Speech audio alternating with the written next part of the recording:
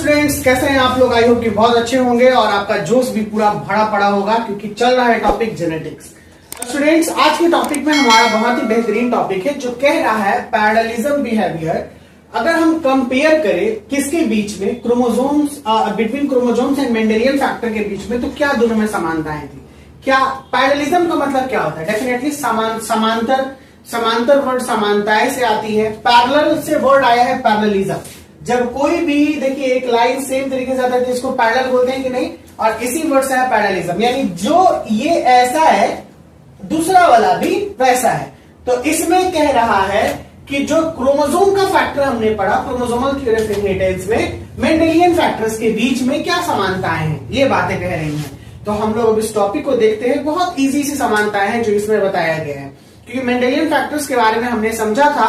Mendel ने जो अपना लॉ दिया था, law of independent assortment, law of purity of gametes, ये सब जितने भी 3 लॉ उन्होंने दिए थे, उन्हीं लॉ के बेस्ड पे क्रोमोसोमल थ्योरी भी आया था। क्योंकि जब वो 2 ट्रेड्स को काम करवा रहे थे, क्रॉस करवा रहे थे, तो उसके ऑफस्प्रिंग में दोनों ट्रेड का कैरेक्टर चला आ रहा था ना, जो हमने F1 जनरेशन में देखा था। सेम चीज यहाँ पे भी बात करेगा आपको कि कैसे क्रोमोसोमल बिहेवियर जो होता है वो इस मेंडेलियन के फैक्टर से मैच करता है। इन दोनों के बीच में क्या पैरेलल है, ये पैरेलल स्टार्ट करते हैं। पैरेलल बता दें कि क्या पैरेलल है। बोल रहा है फर्स्ट टॉपिक में, both the chromosome as well as Mendelian factor whether dominant और रिसेसिव। क्रोमोसोम और मेंडेलियन फैक्टर, ठीक है, दोनों या तो वो डोमिनेंट होगा नहीं तो रिसेसिव होगा। तो मैंने बात किया था ना कि अगर डोमिनेंट होगा तो ऐसे, अगर रिसेसिव वाला छुप जाता है, ये डोमिनेंट ओवर रिसेसिव है कि नहीं। अगर पूरे कैरेक्टर में बात करें तो ये डोमिनेंट है और ये रिसेसिव है, प्योर है कि नहीं। चलिए यहां पर are transmitted from generation to generation in an unaltered form, यानी ये जो कैरेक्टर है, ये जो फैक्टर्स है, ये हमेशा ट्रांसफर होता है पेरेंट्स ऑफ स्प्रिंग में। तो डेफिनेटली पेरेंट एक बैक का जनरेशन, ऑफ स्प्रिंग उसके लेटेस्ट का जनरेशन, हुआ कि नहीं हुआ? तो ये हमेशा जनरेशन टू जनरेशन, यानी first generation, second, third, fourth, ये हमेशा अनअल्टर्ड फॉर्म में, यानी बिना रुके हुए, बिना किसी परेशानी के वो आते रहेगा।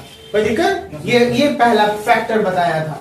दूसरा बोला कि जो ट्रेट रिप्रेजेंट होता है, ट्रेट का मतलब होता है लक्षण या कोई भी जीन से रिलेटेड होता है, कोई ट्रेट रिप्रेजेंट होता है तो मेंडेलियन फैक्टर के अकॉर्डिंग जो गैमेट में होता है, ओनली 1 मेंडेलियन फैक्टर इसमें रहता है। जैसे हम बात करेंगे कि ट्रेट यानी कोई भी लक्षण, जैसे कोई क्रोमोसोम को ले लीजिए, नीचे में ये बात को और क्लियर कर देगा अच्छे ढंग से जो मैं बता रहा हूं, क्योंकि ये इसी का टॉपिक है। चलिए बिना उतना पहले एक्सप्लेन किए हुए पहले ये समझते हैं, तो आपको आई थिंक हमको एक्सप्लेन करने का जरूरत ही नहीं पड़ेगा। बोला कि trait is represented by only 1 Mendelian factor inside a gamete. अगर किसी गैमेट में कोई अगर गैमेट है, कोई भी एक गैमेट है, तो यहां पर बोल रहा है कि मेंडेलियन का ओनली 1 फैक्टर ट्रेट को रिप्रेजेंट करेगा। क्या है, कैसे, ये क्या बात कह रहा है? करेंगे gamete similarly contain a single chromosome out of a pair of homologous chromosome. हम लोग जानते हैं कि क्रोमोसोम हमेशा पेयर में होता है ना। अगर हम बात करें फीमेल का तो XX पेयर है कि नहीं है? yes, हमेशा। लेकिन ये जो गैमेट के रूप में जब आएगा ये, तो ये सिंगल क्रोमोसोम इस पेयर में से निकल के आएगा। किसमें से? ये पेयर में से। और उसके पीछे वजह क्या होगा? Due to meiosis. क्या होगा? मेयोसिस। ये चीज पढ़ा हुआ है ना, बहुत इजी चीज है, ये चीज पढ़ा हुआ है। सेम चीज यहाँ पे भी लिखा गया है, that occurs before the formation of gamete, यानी गैमेट के बनने से पहले, ठीक है। यानी यहाँ पे हमेशा हम लोग जानते हैं कि कोई भी एक इंडिविजुअल जो होता है वो डिप्लॉयड केस में होता है। गैमेट बनने के दौरान में ये हैप्लॉइड बन जाता है, यानी गैमेट जब कंप्लीट बना, हमने पढ़ा था रिप्रोडक्शन में, ह्यूमन रिप्रोडक्शन में, कि जो फीमेल और मेल का गैमेट बनने के समय में स्पर्मेटोजेनेसिस और oogenesis पहले डिप्लॉयड केस में होता है, फिर लास्ट में किसमें? हैप्लॉइड में। इट्स मीन ये सिंगल में चला आता है। ये पॉइंट भी सेकंड क्लियर है, था ना? बहुत इजी कॉन्सेप्ट, हमको ज्यादा बताने का जरूरत ही नहीं पड़ा। नेक्स्ट आते हैं, एन ऑफस्प्रिंग कंटेन 2 क्रोमोसोम। जो मैंने अभी बताया, कोई भी ऑफस्प्रिंग 2 क्रोमोसोम को रखता है ऑफ इच टाइप का, यानी अगर कोई ऑफस्प्रिंग है तो मैं बात करता हूं कि सबसे पहले ऑफस्प्रिंग से पहले तो हमारा पेरेंट होगा, होगा ना? पेरेंट ए और पेरेंट बी बात कर लेते हैं। ये पेरेंट का अपना क्रोमोसोम, इट्स मीन मान के चल जाते हैं XX। ये पेरेंट का अपना क्रोमोसोम XY। ये पेरेंट का क्रोमोसोम 50% आया, इट्स मीन X आया। ये पेरेंट का क्रोमोसोम इधर X आएगा चाहे इधर Y आएगा। तो देखिए तो इन दोनों का क्रोमोसोम यही लिख रहा है कि नहीं, ये ऑफस्प्रिंग बना हमारा। क्या बना? Offspring. And offspring contain 2 chromosome, तो ये 2 क्रोमोसोम को रख लिया, कोई दिक्कत? बोल रहा है कि of each type, etch type मतलब दोनों के टाइप का, एक पेरेंट ए का और दूसरा पेरेंट बी का। कोई डाउट नहीं? बोले which are derive from two parents through their gametes, जो कि डिराइव्ड होकर आया है दोनों पेरेंट्स से अपने गैमेट्स में, और ये इन्वॉल्व होता है फ्यूजन के समय में फॉर्मेशन ऑफ जाइगोट, जिसमें फ्यूजन होता है और ये जाइगोट बनाया है ना। क्लियर बात। यही मेंडल फैक्टर में भी बात हो रहा था कि जब दोनों को क्रॉस कराया तो F1 जनरेशन में दोनों का कैरेक्टर आ गया। क्लियर है बात अच्छे से।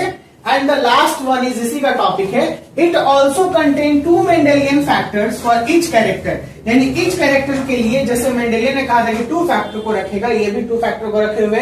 The factor come from 2 different parent, ये जो फैक्टर है मेंडल ने जीन को फैक्टर से रिप्रेजेंट किया, बस यही बात क्लियर है। जैसे क्रोमोसोम में जीन होता है ना, मेंडल ने उसे फैक्टर कहा, और इसी पैरेललिज्म का बात किया तो पैरेललिज्म तो दोनों सेम हो जाएगा क्योंकि फैक्टर हो जाए, जीन हो, वर्ड सेम है। ओके, तो यही बोल रहा है कि the factor comes from 2 different parent through their gametes, ये जो फैक्टर है दोनों अलग अलग पेरेंट से इसके गैमेट्स में चला आएगा, ऑफस्प्रिंग के गैमेट्स में चला आएगा। कोई परेशानी? बहुत इजी सा कॉन्सेप्ट था मेंडेलियन फैक्टर का, यानी parallelism of behaviour between chromosome and Mendelian factor. Point clear? No doubt. चलिए इसके नेक्स्ट सेक्शन को हम लोग अब लेंगे।